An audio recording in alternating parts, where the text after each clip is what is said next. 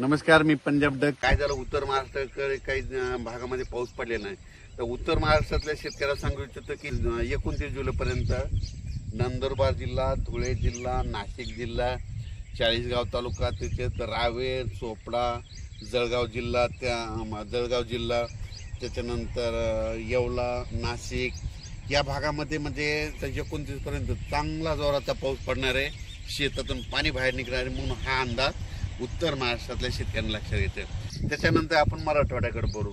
मराठवाड्याकडे सांगायचं झालं तर लातूर जिल्हा, धाराशिव जिल्हा, बीड जिल्हा, परभणी जिल्हा, जालना जिल्हा, संभाजीनगर, त्यांना नांदेड, हिंगोली या जिल्ह्यामध्ये 28 पर्यंत चांगला दुपारनंतर जोरानं पाऊस येईल.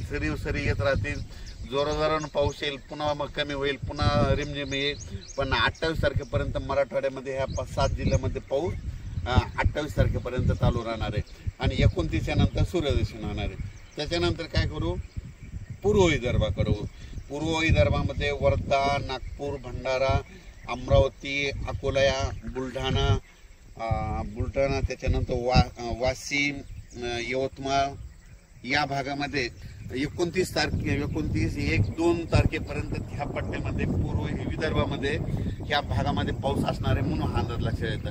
विदर्भातला पाऊस जरा 1-2 तारखेपर्यंत तिकडे मुक्कामच राहणार आहे म्हणून विदर्भाच्या शेतकऱ्यांनी हा अंदाज लक्षात येतात.